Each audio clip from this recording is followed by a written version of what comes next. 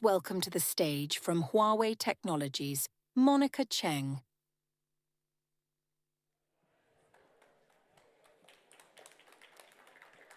Good morning, everyone. Can you hear me? My name is Monica Cheng. I'm working as the head of public affairs of Huawei Norway. So today, my speech topic is AI for Good, Tech for All. And I'm going to use a specific project to show you how we are using AI technology to protect the environment challenge currently going on in Norway. Because today, indeed, it's very difficult to talk about environmental protection without talking about modern technologies. Because these technologies like AI, 5G, cloud services is indeed providing a powerful tool that we have never seen before and helping us to make the quick actions and more targeted actions. So before I go into the details, I would like to show you a small video.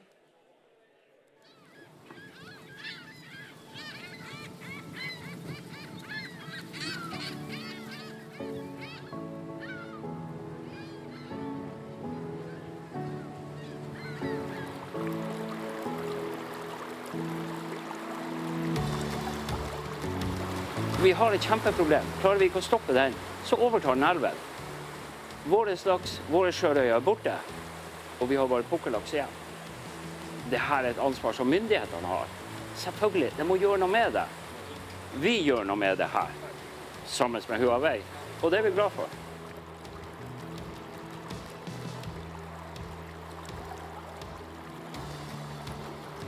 Vi har jo de som har initiert dette prosjektet. Det er jo vi som styrer det og har drevet dette og hentet inn disse samarbeidspartnerne, Troll Systems og Simula.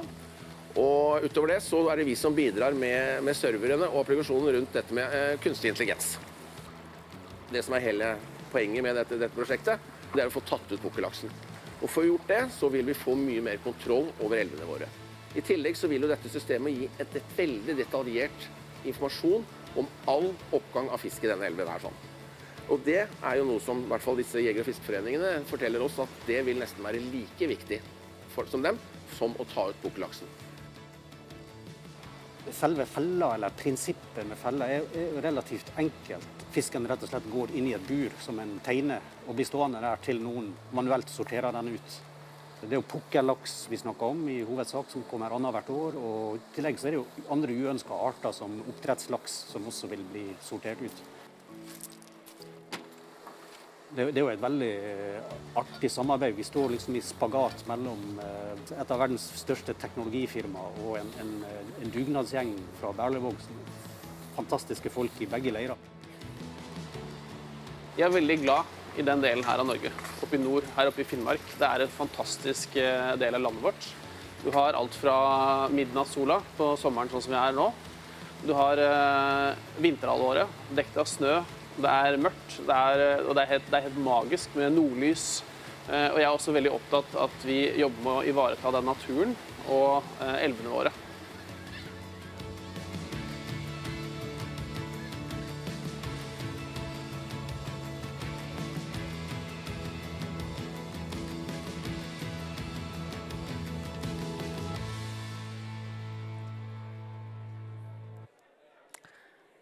Thank you. So I would like to use some more numbers to show you how quickly this problem has become in Norway. Like all the other invasive species, the first time people have ever recognized or seen a humpback salmon in Norwegian rivers was between 1950s to 1960s. And then they remained very low number for past years or past decades until it's not. In 2017, people have seen more and more these kind of invasive species, humpback salmon, of more than 6,000 in total in all Norwegian rivers. And this is a 2-year life cycle species, which means they only come to Norway in an odd-numbered year. In 2019, all of a sudden, the number raised up to 20,000. Can anyone guess how big is the number in 2021? It's 200,000. So that's actually to everyone's surprise.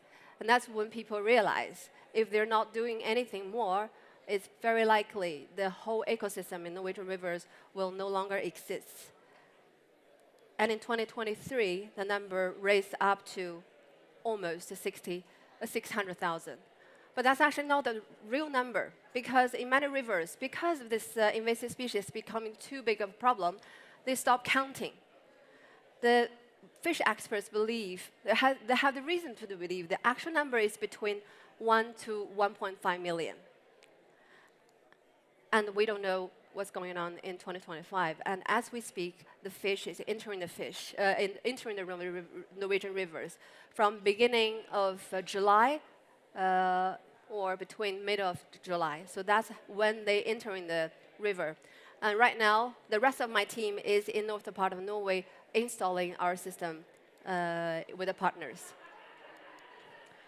Why we are trying to find a new way? This is how we used to do things before. Using diving method, people are diving into the rivers and see if there's any invasive species. And once they see it, they capture it and they count it. But even though the water is really crystal clear, but it's not spa temperature, it's between 4 to 15 degrees. And it's extremely cold for people. And you can imagine, when the number is raising up to such amount, it's impossible for people just to use the traditional way to stop the invasive species. That's why we have been approached by the local river association, try to ask us if there's anything that we can do with technologies. And we know it's not easy, but after conversations, this is what we got. We first have a sketch on a napkin, and this is 1 year later. We have built the first system in Bervåg in the north part of Norway. And then last year, we have another one. And this is we have in a wider scenario, and we're using also solar panels providing the non-stop electricity to the river. And this is the result we got. This is humpback salmon we captured with the help of the system, 60,000. And this is how it works. Firstly, we block the whole river. So we create a channel that fish would like to swim in. And there, we put a camera at the beginning of the tunnel. We capture the fish. And the machine will be able to identify the fish species within 0.01 second. And then send a command to the automated door to decide if it's going to close or open. If it's a local species, we'll open the door and allow the local species to swim further in the upstream of the river so that they can spawn. And if they are unwanted species, either it's humpback salmon or maybe in the future, farmed fish, escaped farmed fish, we'll guide them to the fish holding tank. So there they will be kept alive. And because even though it's an invasive species, it still has its value. We'll give it to make it dog food. We'll give it to sell to the local market. So the local fisher association, they can have some income to get back to the community and continue the tremendous work that they're doing. Furthermore, we're providing a monitoring system. The front end will show 24/7 statistics in the river, so people will know what's going on in their river, so that they can make the right decisions for the river, if it's going to be open or if it's going to be closed. Because it's important to keep the river open. I asked my local partner a very interesting question. If you think your local species stock is really decreasing and almost extinct, why don't you just close down the river and don't allow people to fish out? And their answer is also very interesting. They say, if they stop fishing, nobody will care the problem anymore. So they have to keep the river open and have the people still coming to the river to create value for their local community, and people will care. And this is how the fish is entering the fish tunnel box. So this is for the good fish, which is local Atlantic salmon. They going in the tunnel. This is humpback salmon. They're going to the tunnel. We recognize it. The door remain closed, and they will swim into the fish holding tank. And this is when a local salmon is identified. You can see the door opens before they're approaching, and they'll close after they finish. So basically, this way we allow the fish to go into the river and spawn without being touched. So they're being separated without being touched. This is extremely important. Why? Because I think the fish species is quite sensitive and quite smart. It's like people. When our economy is not good, when the world is not really as good as before, some families will decide not to have babies. So is the salmon. When they feel they will be handled and touched by human being or other species, they will feel the river is no longer safe enough. So even though they're in the river, they will not spawn. So that's actually also a main reason why the local species is decreasing on its stock. So my point is, even though we have managed to find a way to build an automated system for the river, but the AI part here is actually not the most fancy part. We're using CNN, so it's actually the basic AI model. But what is tricky here is how we communicate with local partners, with fish experts, with engineers, to build up a system that fish would like to go in, because that is actually difficult. When you're doing the projects in the wild nature, it's many unexpected risks you will never see, you will never know until you face it.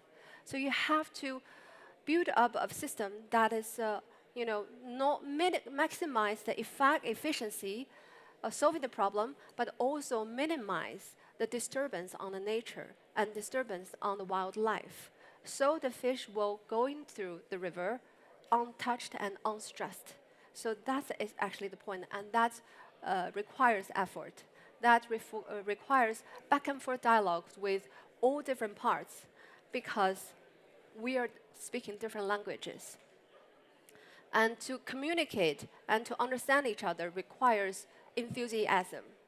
Only AI is not going to replace the enthusiasm of the local fishermen, of local community. So that is still the goal of how we can have the system that works best for the nature.